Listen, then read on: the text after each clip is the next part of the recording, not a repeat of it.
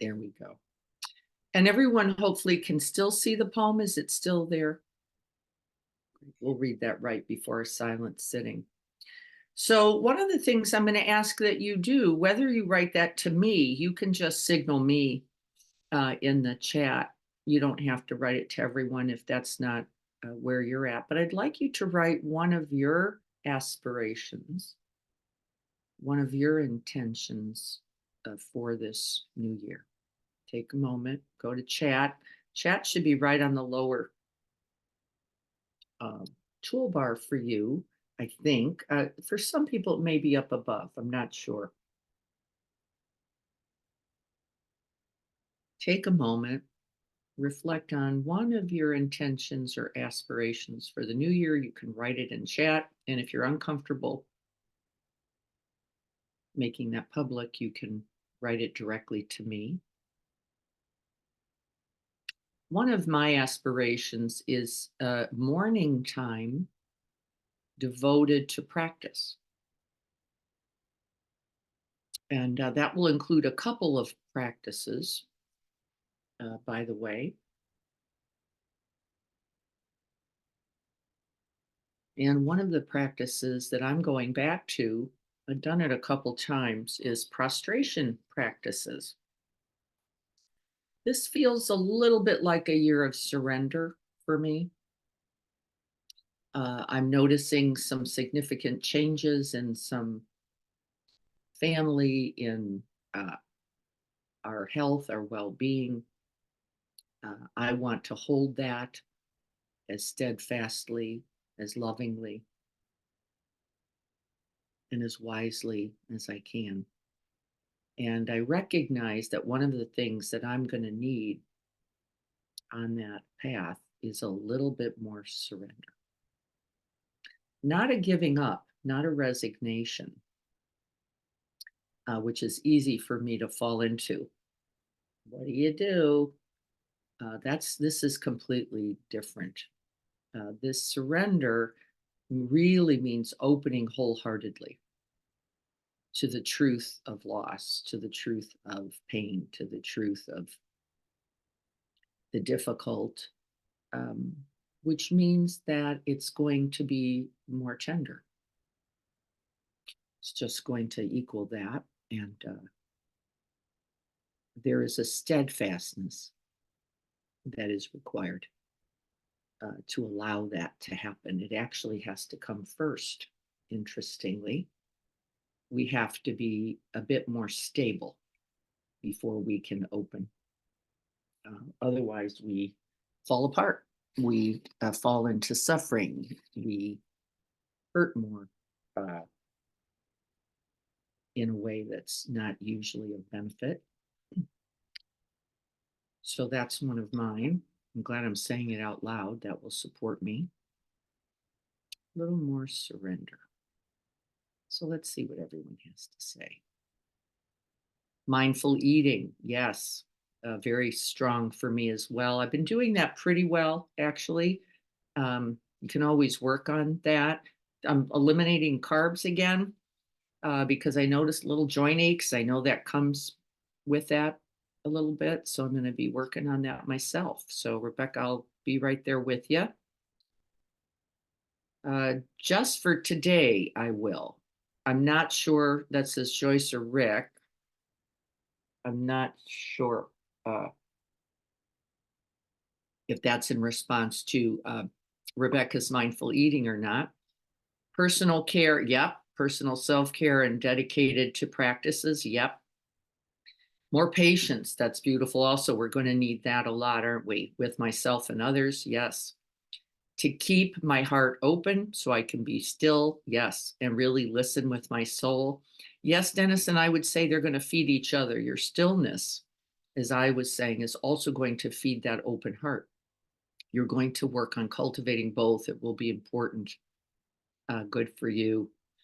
Jan, more consistent meditation and exercise. Yes, exercise at least 3 days a week. Yes, moving the body is beautiful. Moving it mindfully is beautiful. Being mindful comes first so that we can do that. Siobhan, Deeper listening, yeah. Refraining from interrupting and interjecting knee-jerk reactions. Yes, important.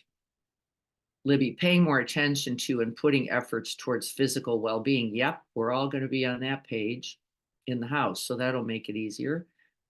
Less clutter. Yep, working on that myself. Holistic health and friendships. Yes, very important. The Buddha himself said, Chris, one of the greatest gifts you can give yourself is to hang out with those who are wise and wholesome. That is, in fact, one of your greatest, before even you get to practice. That is good news, because you will see the benefit of those practices, of that way of living and being in others, and take it on. And I have found that to be very true of myself.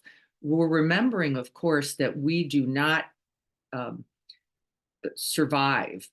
We can't even stay on the path um, of practice of these teachings without support, that it's actually virtually not possible. I'm the best example, I think, of that. I practiced for over 9 years, really, in a closet by myself, cultivated a lot of other skills like concentration, a certain kind of avoidance and escapism that actually did not, uh, and a certain arrogance, I would say, that turned out not to serve me very well.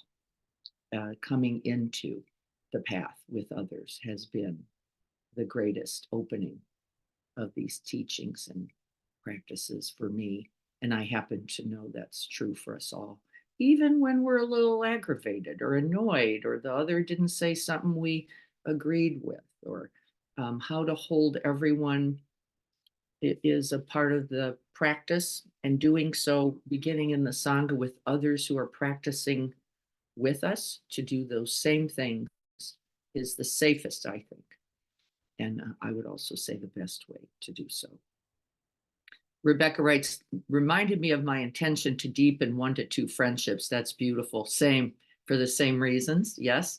Renee says, deeper listening, refrain. Yes. And more consistent meditation. Me too. Jano, I agree with Dennis. Less clutter. Yep. We're always working on that. We have so much, don't we? Really, we're so fortunate. You break a cup, you buy a cup, right? That's just the way we have the privilege of living. But then you collect too many cups. And the other reality I've noticed is then you don't treasure the cup you have, or the cup that is gifted. And you don't think enough about offering the cups to others, because the things take on less and less meaning and value.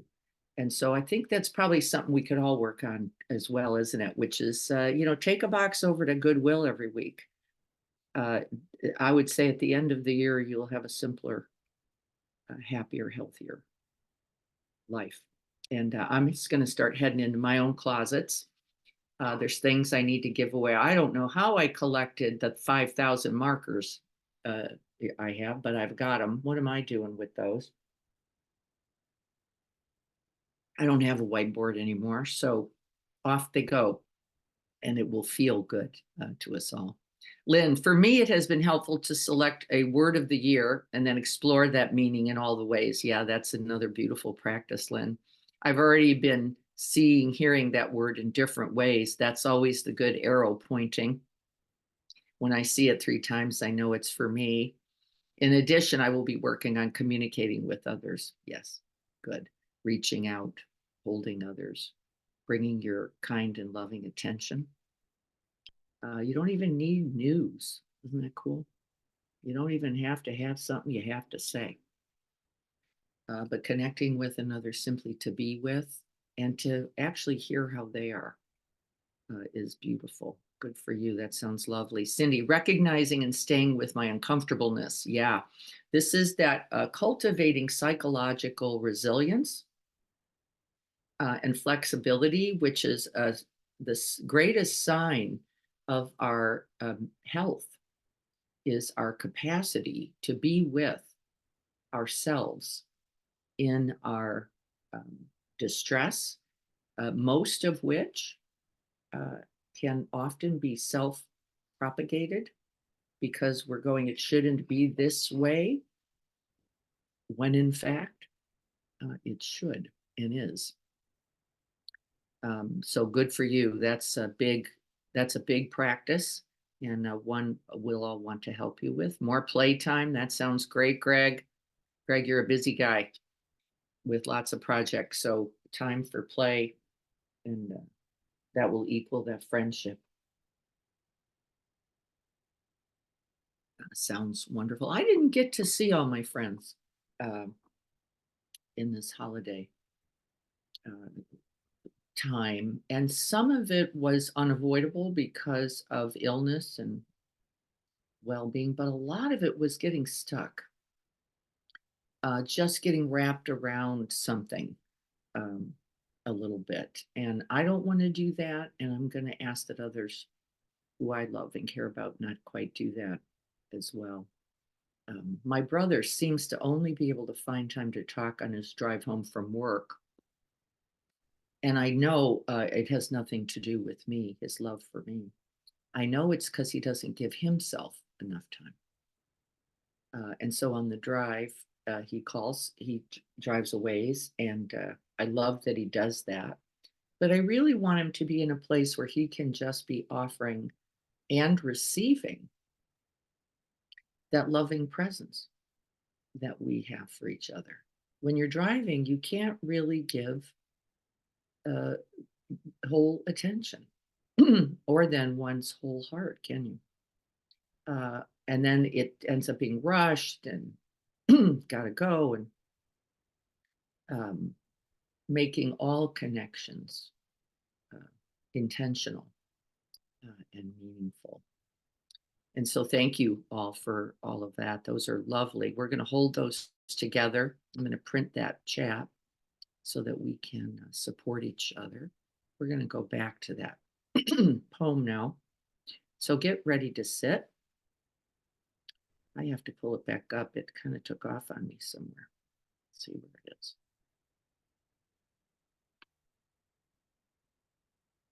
I have it, but I'm not sure if you guys still do.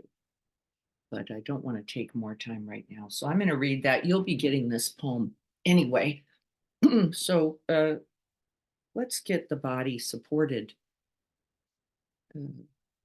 some way on the earth. Feel the sense of holding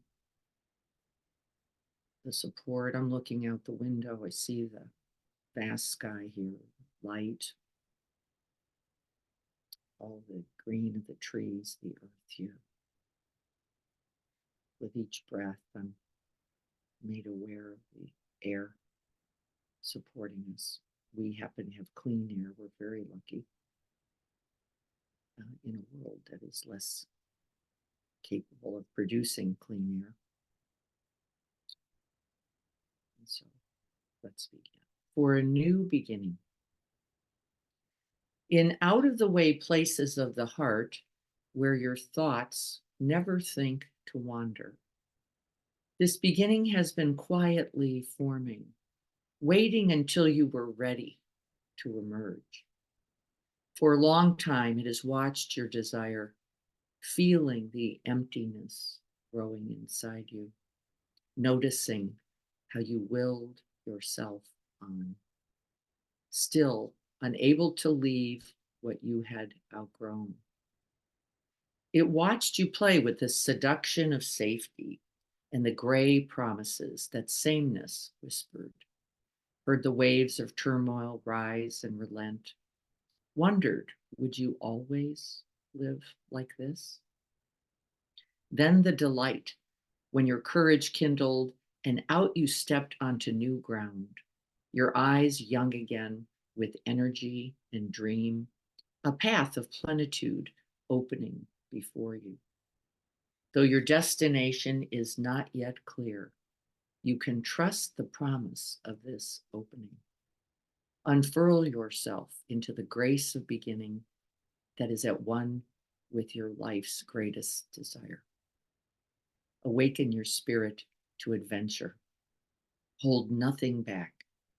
Learn to find ease in risk. Hold nothing back. Learn to find ease in risk. Soon you will be home in a new rhythm, for your soul senses the world that awaits you. You know at some level the good that is coming for you. I'm going to save that. And so let's prepare to sit. We're going to sit silently for 15 minutes and then I'll just go on.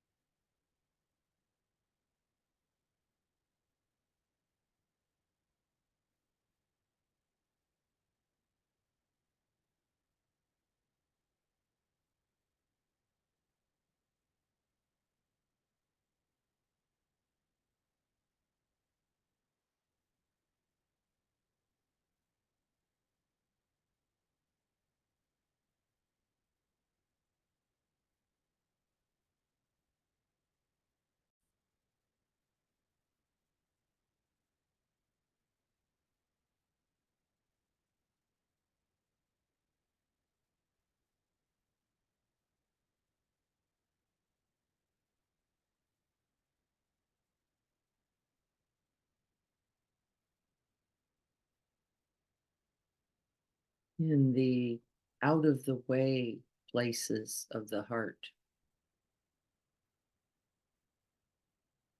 where your thoughts never seek to wander.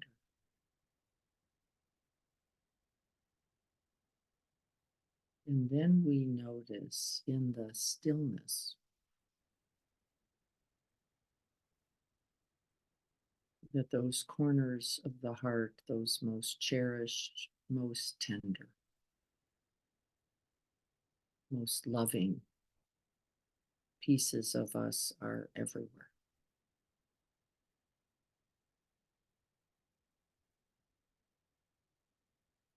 And we create space for them in our silent sitting practice. Room for them to become safe, to be held, to be nourished,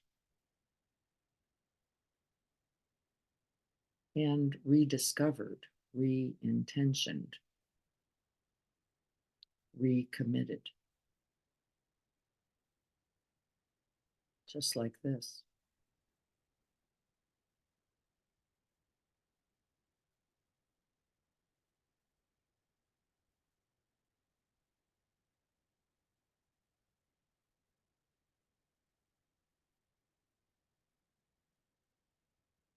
The intentions that you all named today came from those very recesses, those very folds, those very refuges of the heart.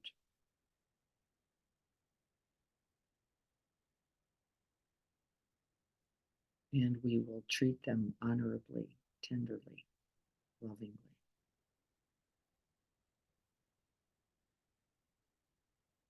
And we will hold them with and for each other. as essential supports towards realizing our greatest goodness, our greatest capabilities, our truest nature,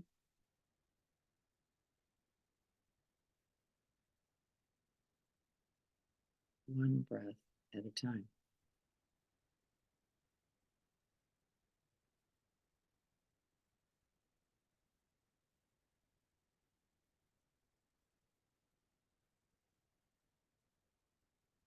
And so, to support ourselves, we have the Sangha, we have the naming of the intention, we have this beautiful energy for the beginning of this new year. And then we must also say the teachings, call on the resources to support us. And so we're going to do that with our time today. We're going to remember, recollect love. And this is love of the benefactors, a love that is unconditional, a love that is not based on seeking, getting, wanting, and a love that has been offered to you maybe by a grandparent, a family member, a friend, a coach, another, but it had no strings attached. And we've all experienced this kind of love where we were simply being held and regarded in it. And I'd like you to call that moment of that unconditional love, call it to mind.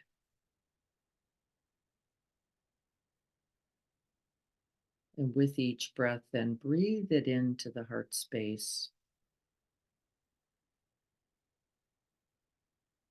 Let it begin to metabolize into your whole being.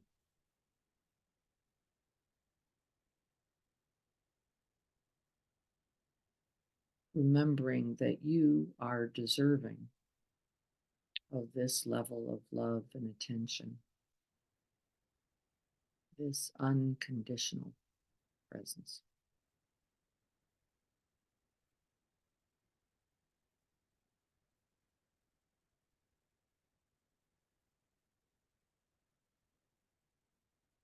And then we call to mind the benefactor, at least one of them, who has offered this in at least a few breaths, this kind of love. And we place their image above us.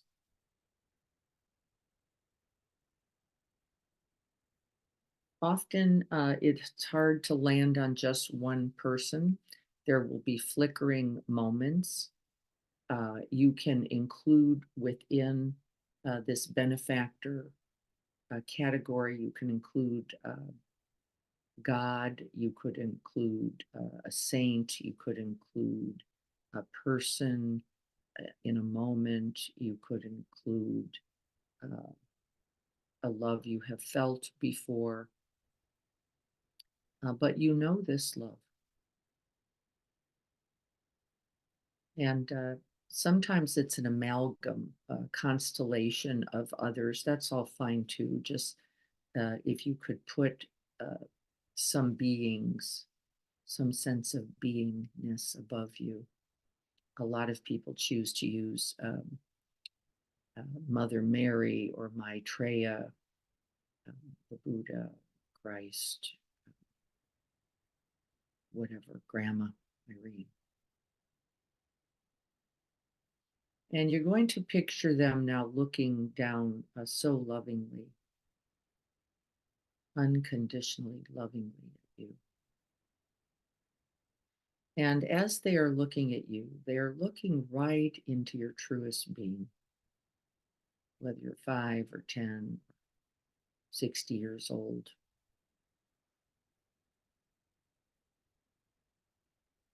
And you're just gazing up, feeling that warmth, that love.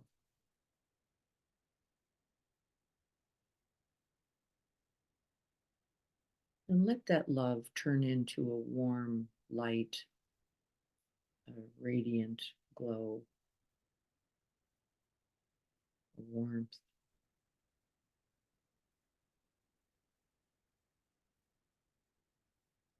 And immerse yourself. Allow yourself to be immersed in that warmth, in that light, shining down and in, within, and all around you.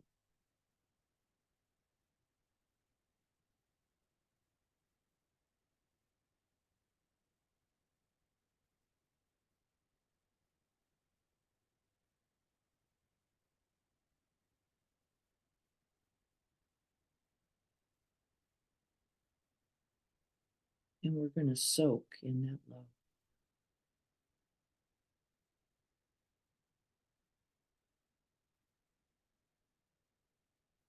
So that we remember our own truest nature as this benefactor recognized in us. And as they are sending down this love to us, we're just drinking it in, immersing, soaking in that love, remembering.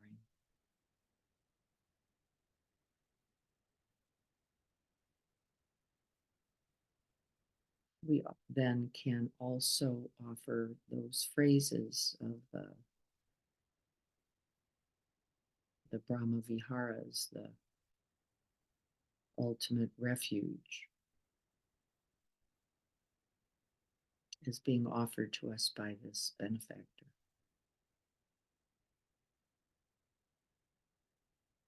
Picturing them smiling upon you. May you enjoy happiness and the causes and conditions for true happiness.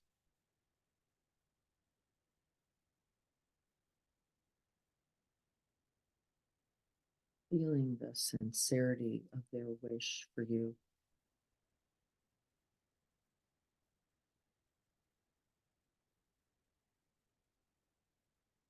Breathing it in.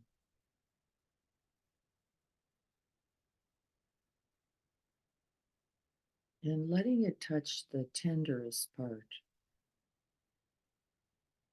of your own heart. Those very recesses.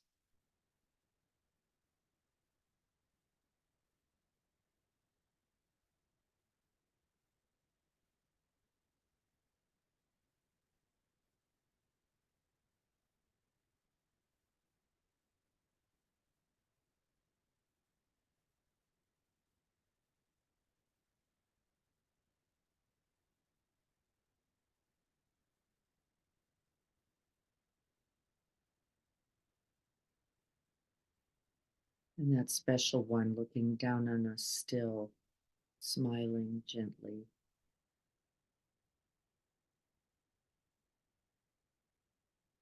Offering us this phrase, may you be free from suffering, fear, pain, hunger, illness. May you be free from all affliction.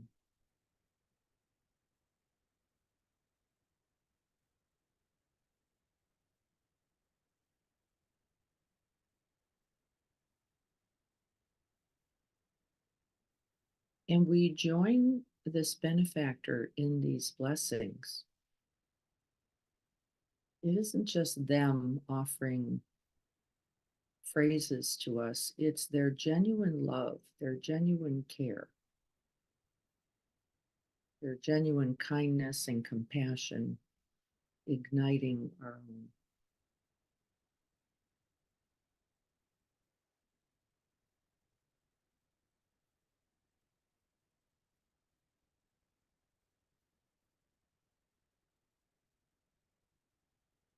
May you recognize your infinite blessings. We call this the blessings of every moment. This very precious gift of being alive. of knowing this human condition and cultivating what? Kindness, compassion, open heartedness in response. May we rejoice at this opportunity.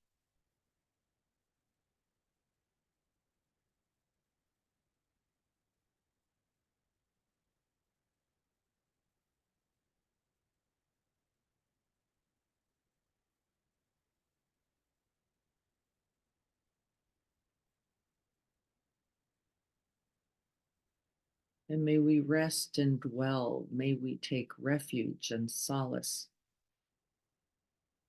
in the lap of the awakened ones, family, friends, loved ones, all the awakened ones, so that we remember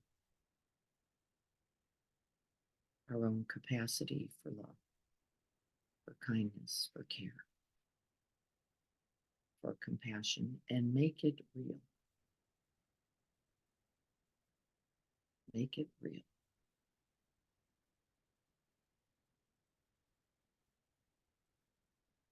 And then with the next several in-breaths, we're going to breathe this special one, this loved one, right into your own heart,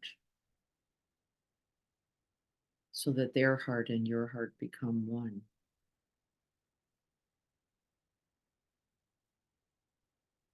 Feel the radiance, the warmth, the open space, the goodness radiating throughout your whole mind body.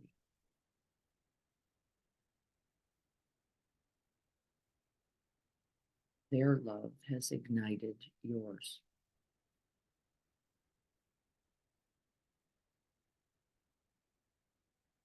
You now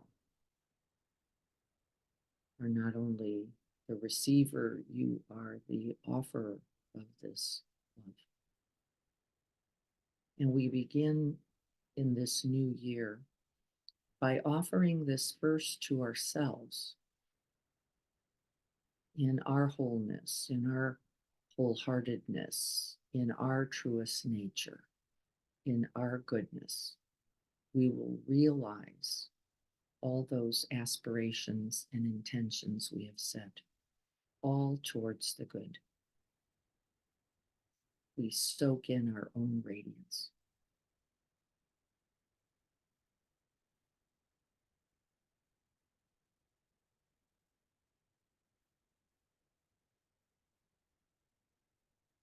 And we begin by offering it to ourselves.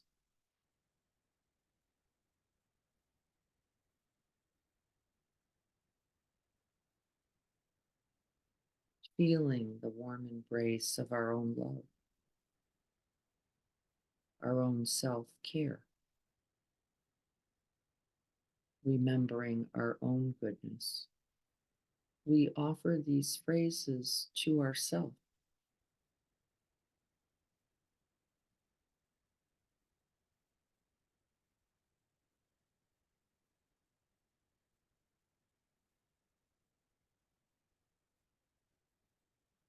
May I enjoy happiness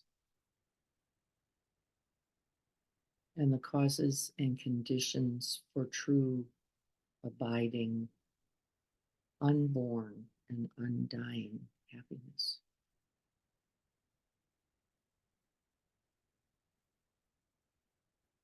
Unconditional.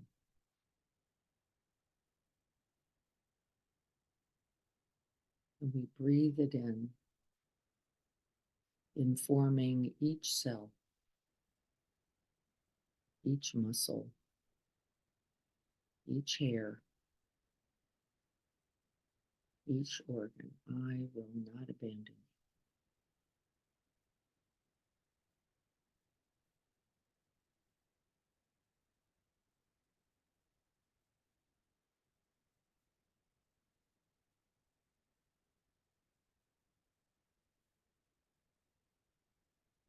May I be free from all inner and outer harm, all afflictions, the poverty of mind,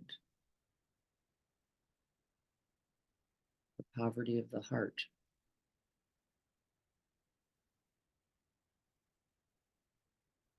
offer myself whatever is needed to be free from fear, from pain, from harm, and all suffering.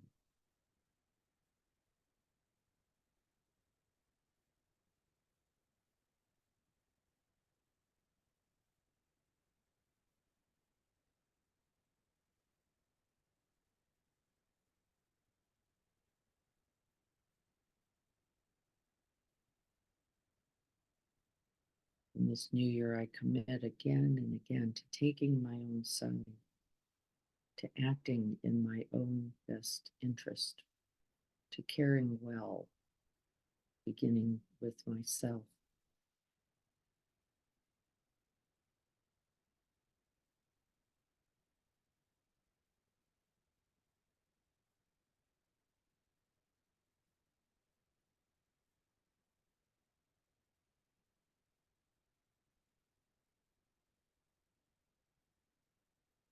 May I remember the gift of this precious human life and not waste it. Offering the care, the goodness to myself, may I then be most capable, most whole, so as to support others.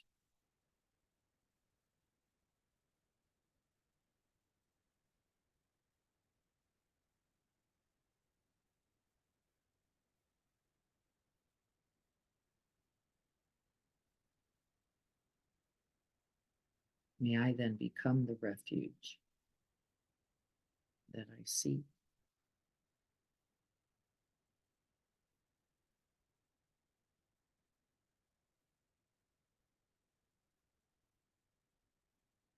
And may I rest and dwell and remind myself each day of this goodness that has been accorded me and that I also possess. May I set my heart mind towards enacting this good as a way to begin each day.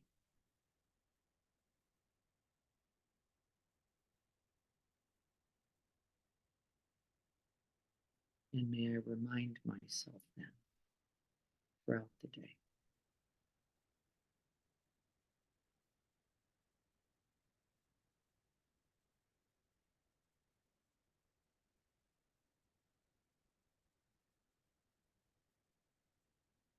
And thus becoming the light in the darkness that we have talked about, the light that we shine on and warm ourselves and others with, the light of awareness,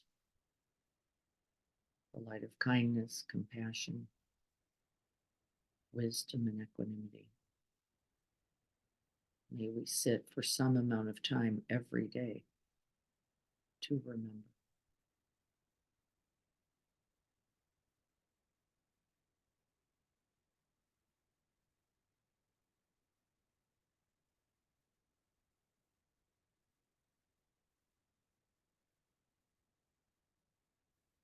And in this resourcing, we then become that resource and refuge for all beings.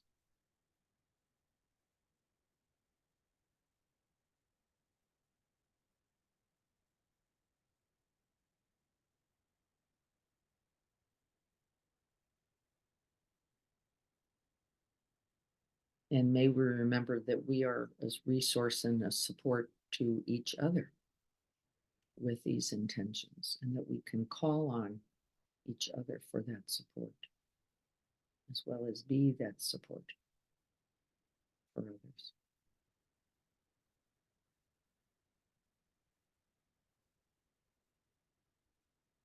We honor the capacity for our own awakening. We commit ourselves wholeheartedly to seeing the truth in all things. And we do so in the loving arms of the Sangha, holding us close.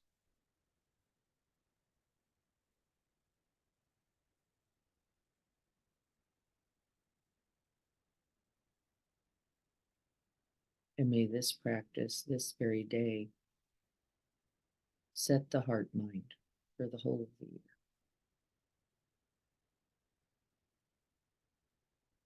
Making it a very good year. And a very good day.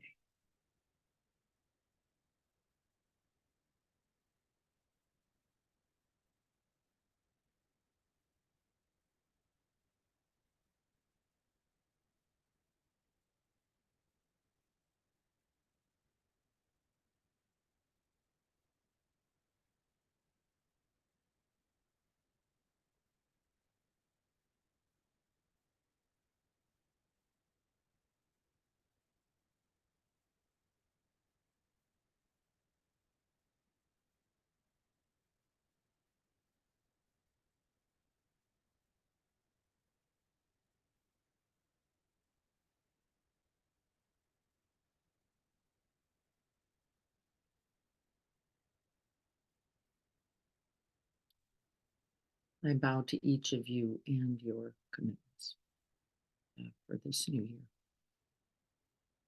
They are beautiful.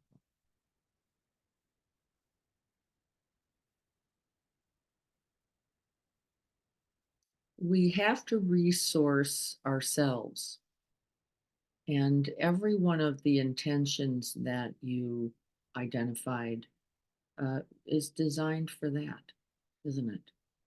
To drink more water, to exercise more, to eat healthier, right? All really for the same reason, so that we can be our best, so as to be the best for others, right? This is the point. And yes, it is true. We can always do better.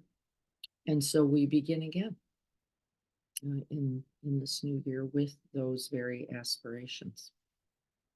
The resourcing of oneself is frequently seen as selfish, unnecessary, self-involved, lazy. I think we've got some work to do, because without it, all those beautiful intentions cannot be realized.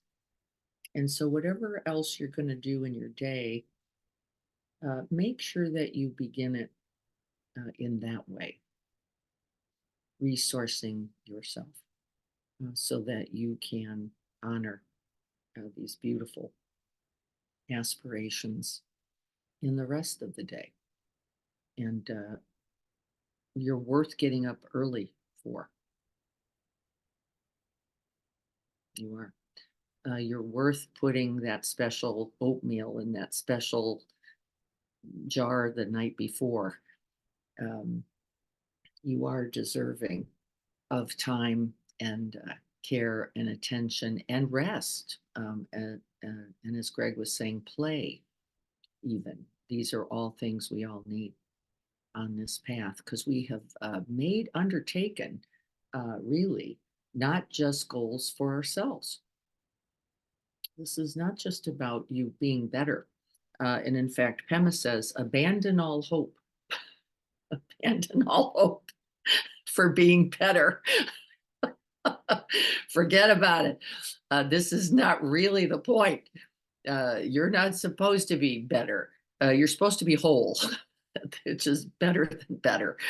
Abandon all hope for another life. How do you then live this one?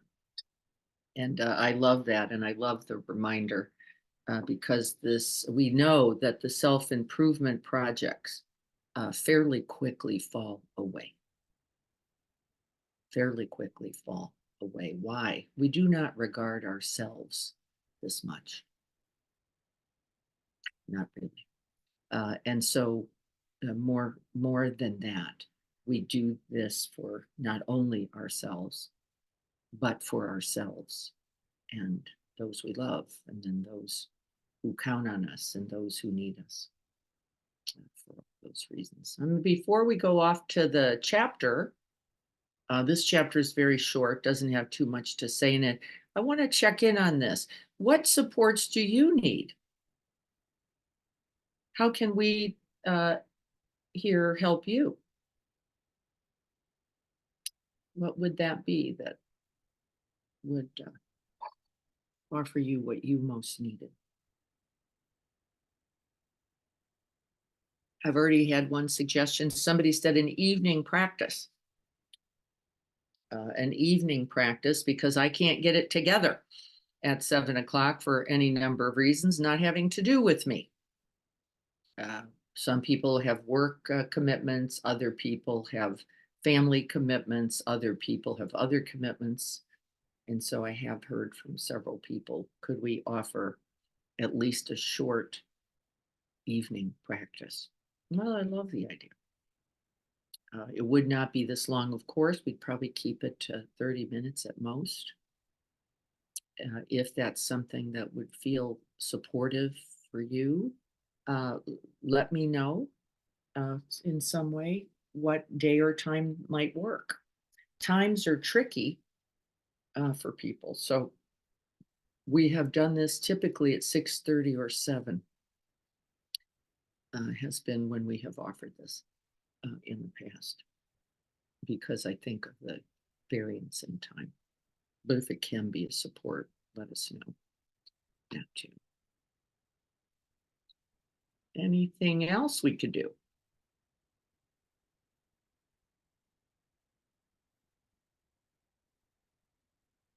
Is there?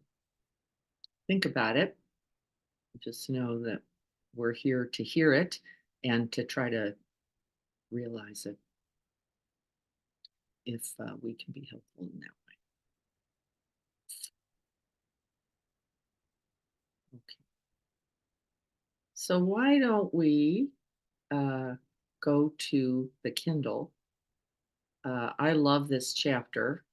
Again, I don't think there's only a few key points from my point of view that really we want to hit on. So let's do that. I just got the chapter up, but I missed you guys in it. So let me try that again. See if I can do both.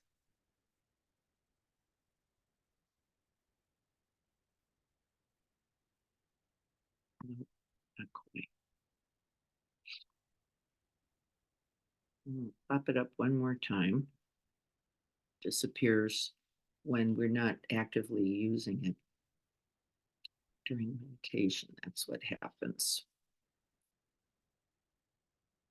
I think I can capture it now. All right, here we go. Here it is, the 5 flavors of wisdom. Can everybody see that? Yeah, 5 flavors. I want us to be careful about this chapter. Here's part of my concern about it. This comes from different cultures. So I want us, as we're looking at these Buddha families, they're called, and some other things that are coming up, I really would like us to think of these more as qualities of mind rather than something out there. Really, they're just some of this stuff we're going to bump into are just ways of categorizing different qualities of heart mind.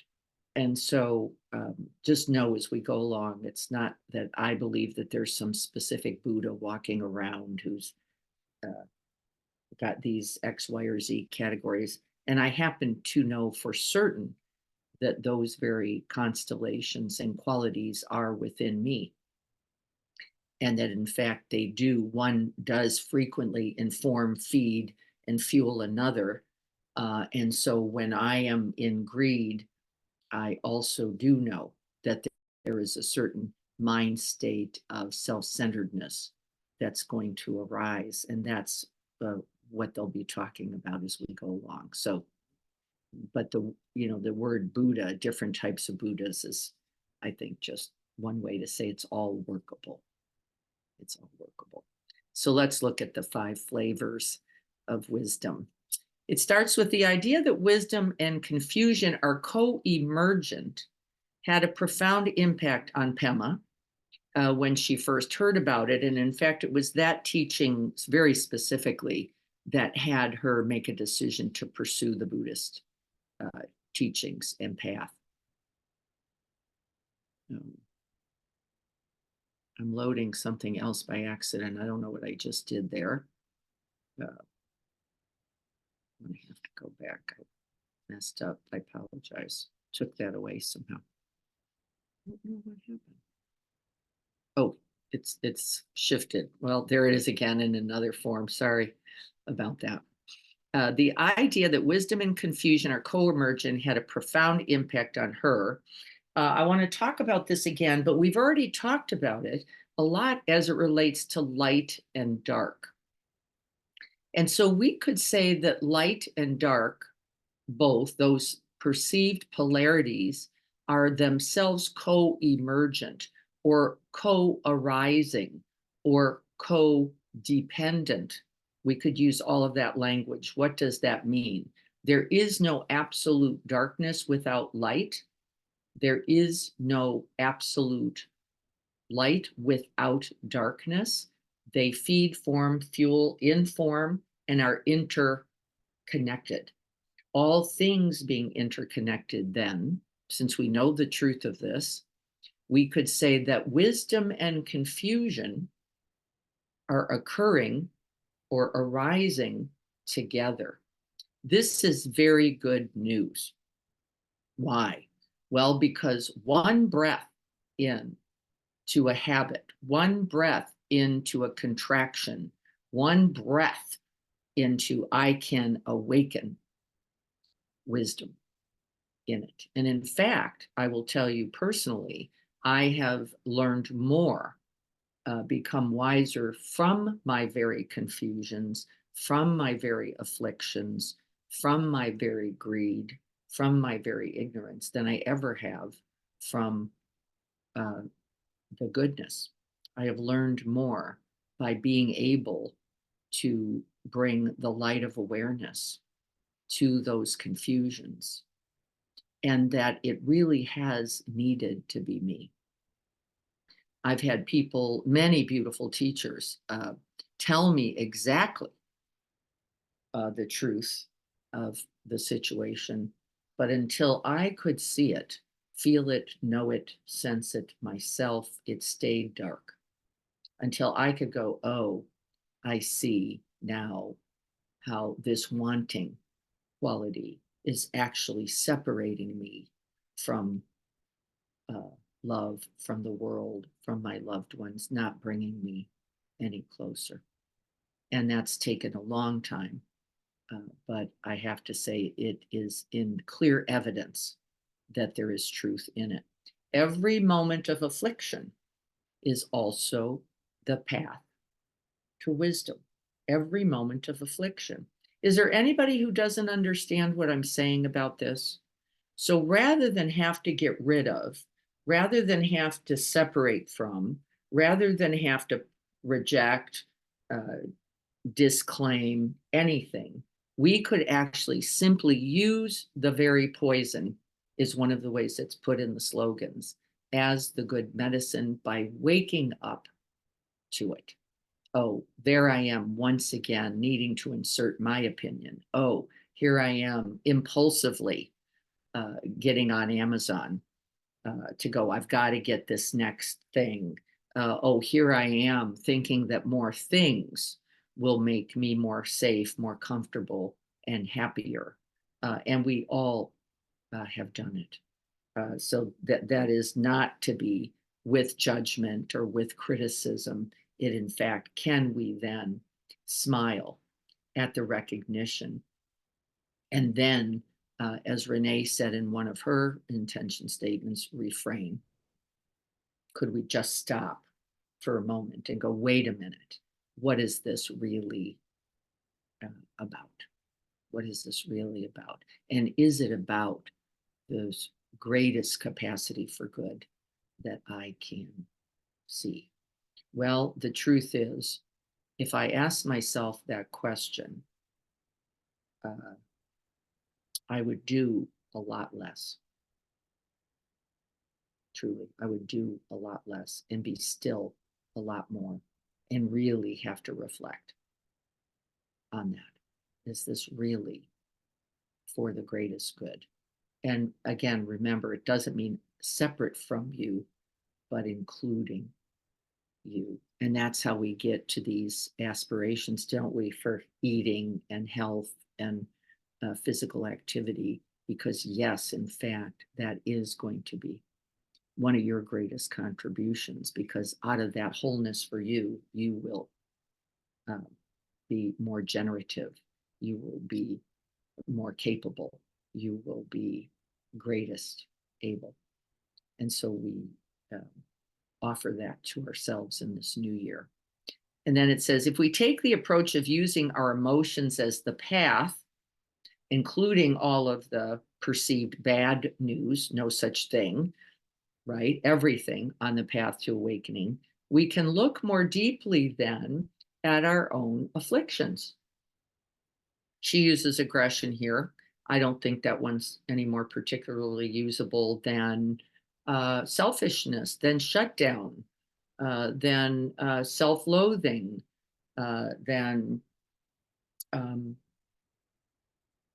wrong speech. Then I think they're all so viewable, usable as ways of seeing what the ego's habit nature, its sense of insecurity, our own sense of insufficiency being acted out in some way. This is why we begin by remembering and resourcing ourselves so that we don't fall into that perceived trap that somehow if I could only get more from outside, I could be okay. It's not true. It's never been true, and it never will be true. You can get more from you, however, and that's that mirror-like wisdom that I have in pink at the bottom.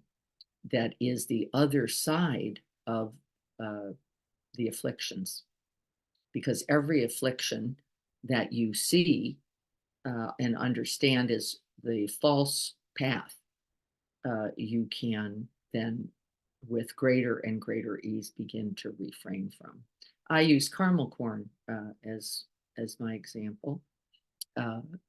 Right? You can eat all the caramel corn you can eat. It will not make one thing better. It doesn't mean you don't get to eat it. I got some from Libby for Christmas, and I had some, and I actually threw the rest away because it was like, that was lovely. I had a taste, it was good.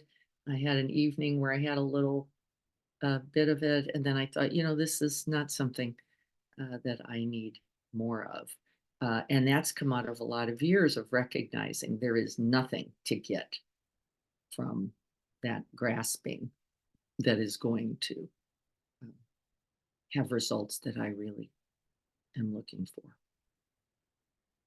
The kleshas of craving is co-emergent with discriminating wisdom. She's going to go now and explain how one side of an affliction offers another side of wisdom. The klesha of craving, that's greed, in sometimes called greed, is discriminating wisdom. The neurotic manifestation of this energy appears as grasping, needing, wanting. But when we let the ice melt, she says, we find its awakened capacity, a warm, compassionate quality that goes along with an ability to be connected to the very details of life. Right? So there's another example. She goes on to talk about jealousy and its tendencies to for insecurity and how this too can result in what's then called all-accomplishing wisdom there. Right? So you see that with each klesha, greed, hatred, delusion, jealousy, and there's a fifth, there is a corresponding positive aspect also as available there. And I think this is the key point. What does that require is, I think, what I'm most interested in, though, because though it is true that along with arrogance can come the deepest compassion. It's called the wisdom of equanimity here. I don't think you can just flip that unless you both stop, that pause, that refrain, and that breathe it into your own um, heart space. I don't think you can. What we're going to work on this year to begin is that first stopping, recognizing, and then refraining. Do nothing. Now, with intentions, you will see that, in fact, this is required, right? All your intentions are going to mean you're going to lay there tomorrow when I'm supposed to be off to the Y to do my knee workout. I will be able to think of about 100,000 reasons the kleshas will arise. One of them is a certain kind of arrogance. Why? Well, I don't have to do it. I'm pretty good. I am getting around better. Maybe not today. And what will be the best thing for me to do is to recognize that that is simply habit speak. That is just, this is new. It's hard. I'm not used to getting up that early on Wednesday. I'm not used to getting to the Y. It's going to be a little uncomfortable. I've kind of got to find my Y card. I know where that's somewhere, but I got to get that out. I'm probably going to need to get a bag of some kind together today to get there. These are all new behaviors for me, and I am capable. I am capable. So this is really what it's saying. There is that with co-occurring wisdom right there. Now, I just spoke some of it, didn't I? I said, well, having a bag together is probably going to be helpful. Getting a good night's sleep would be supportive. Drinking some water today, also one of my goals, probably a little helpful towards being able to be most effective tomorrow. Being patient or kind with myself. I'm going to want to bring that because I'm just starting. It would be likely best if I didn't go for the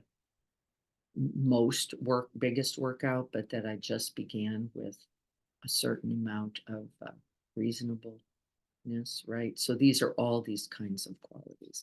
So that's this chapter.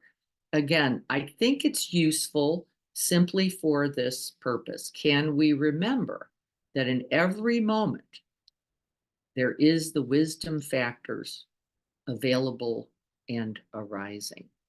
They go on then in these other chapters, and you see, I didn't even underline it because for me, I don't want us to get lost in these ideas about discriminating wisdoms. I want us to be seeing what comes for us. So when I'm feeling really greedy, I think I'll just lay in bed. Can I, with just that pause, can I, with the refrain, can I just breathe into that space, feeling what's there, invoking and inviting that wisdom factor, that wisdom factor. This will mean that you will have to be watchful of the storyline that you have constructed that supports your neuroses. In fact, it is a part of the neuroses. It is something that goes, I know, but I can go tomorrow. Maybe my knee's not ready.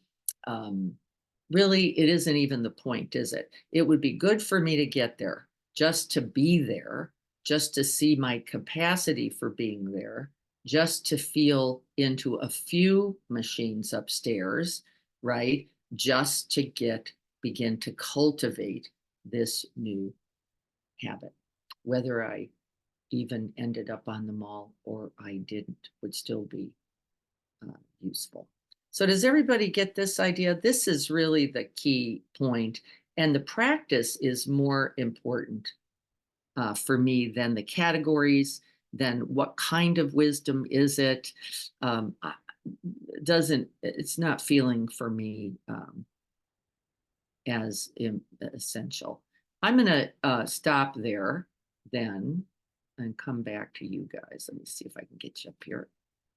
Do you know, A, what I mean? And B, was there anything else in that chapter that you all had any questions about? Again, I don't want us getting lost in the categories. Like, well, if I'm greedy, then I'm going to get this kind of wisdom. I don't know. Let's not worry about this. This feels like, small potatoes from my point of view. I care that you know that wisdom is available here, A. B, that pausing and restraint is required, and that you have to turn towards the energy in the body of that habit in order to get the wisdom. You get this idea. I have to use that energy now by turning towards it, not away from, abide it, and then see how I might use the energy towards wisdom, towards virtue, towards something more skillful, right, than the just lay in bed habit that I might run into tomorrow.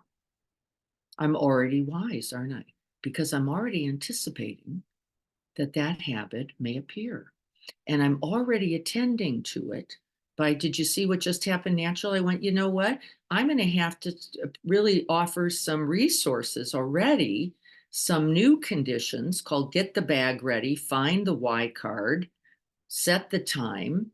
I might even look at the Y schedule to go, where is it more or less crowded upstairs? Right, to give myself every possibility for conducive condition for this new virtue, right? That's already wisdom appearing. And I'm acknowledging the habit. It will be very easy for me not to go tomorrow, but to go to Starbucks with my husband because that's an easy thing to do. I'm going to tell you right now, I'm going to work as hard as I can not to do that because I think there's greater good for me and others in getting to the why, where I am headed, right? So if you're there, you're going to see me. That's the beauty of the Sangha. Like, right? Look out for me. I'll be there. Cindy says, recognizing and staying with my uncomfortableness for a few breaths more than I do. That was her aspiration. That's such a perfect aspiration because tomorrow's probably going to be pretty uncomfortable. I'm really going to be able to come up with some reasons why it might not be best tomorrow. Now, of course, if I'm sick, really, that would be a right reason. Then I would need to attend to myself in a different way. But really, I'm not thinking there's going to be too much here that's going to get me in the way. I'm going to read here. Need to go, Rebecca. I hope you're well. Chris says non-duality in all that is. That's right. That's what that's called, Chris. Thanks. Or isn't. That's right. I've been exploring this. Yeah. The other ways that this is understood, since you've said that, is that there is a blessing in every curse. Yeah, we don't like this. Who likes this? What? I don't want the, no, I just don't want the problem. Yeah, you keep the blessing, my dad would say when he was going through cancer treatment. This is a blessing? Probably. By the way, he did come to that. I don't feel like it right now, though. Give this opportunity to somebody else. And he would laugh. And I thought it was spectacular. Because don't we all have that really? I don't really need this curse to find the blessing. And in fact, life is happening, right? Life is happening. So then once you go, but I am here, I think that might be the beginning of us starting to go, what can how can I use this too on the path?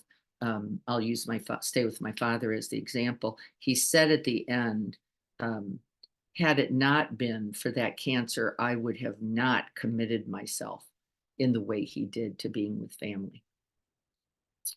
In the way that he did. He started coming out for a month. He stopped working to do so. That was as a result of the wisdom that he got, that life is short, impermanent, and that love is the most important factor. And we were all very fortunate and blessed that he did so. Was that the blessing? I think so. I think so. Hard fought, we would say. Any other questions about this chapter? We've only got a few minutes. You get the idea. There is no such thing as duality. And in fact, everything arising, co-arising, can we make contact, I would say, with it rather than, our habits for something closer to what self-pity uh, or what Trungpa called uh, laziness, a certain kind of just propagating the habits. Thank you for that heart, whoever put that off, Siobhan. Thank you. That's beautiful. Let me see what else. Starting with, for the sake of all sentient beings, I will co-liberate myself. Yes, just doing it for me, unfortunately, is often not enough. Boy, have I found this to be true. Most of the good I've done didn't start with just me for me at all. It started my meditation practice. I will tell you honestly. I had a 3-year-old say, "Mommy, meditate," uh, pointing towards the pillow. And I thought, if he knows there might be something to this, I might want to get there for him. I might want to get there for him. And in fact, it is the reason that I began wholeheartedly practicing. It wasn't because I thought I was going to get anything out of it. I thought at least I won't be such a shitty mom. And in fact, I'm certain that that is true. All right, we've got just another minute. Doesn't seem like too many questions. Let's sit quietly for just a minute then. Finding our way back to our seat. And resting in that wisdom that's right here. Breathing it in, touching that bodhicitta heart, the one that is already awakened.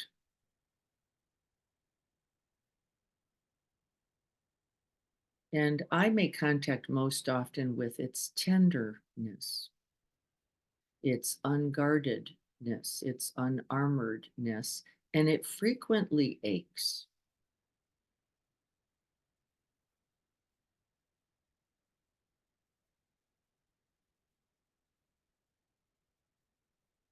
But this ache is not one of self-pity. It is not one of harm. It is the ache of wanting happiness, the ache of wanting ease, the ache of wanting safety for myself and those I love. And then in that ever expanding capacity, wanting for all those you love.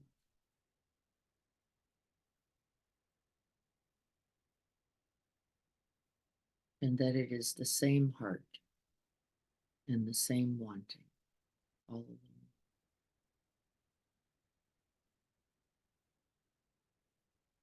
May we breathe into it, make it bigger.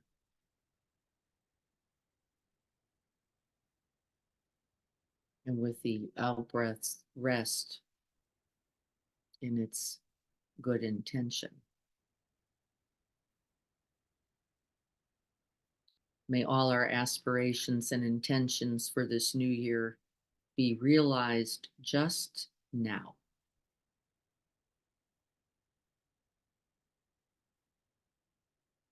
And then we take another breath and we realize those very same intentions just now.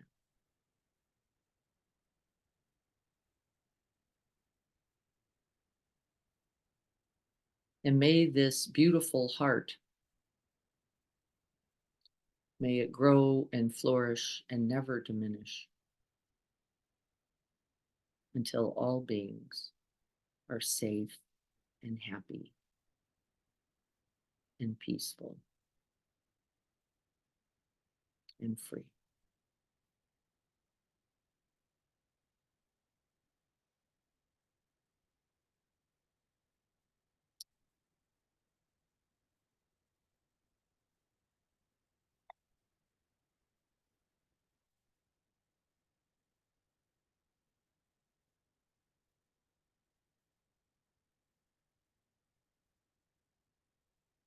Thank you all. Thank you for your intentions, your good heart. I look forward to this new year with you.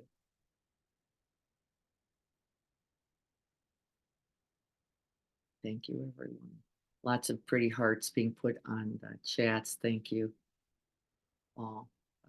Let us know how we can support you. That's our job here. Um, and yes, for the sake of all beings, may we go into this day with these beautiful aspirations. Let me know how you're doing. We will be in the garden on Saturday, continuing our discussion about how to use everything, the things we like and the things we don't like on this path. And anybody at the Y tomorrow morning, you'll see me there. Look for me. That'll help me get there. All right, everyone. Thank you as well. Have a good day, everyone.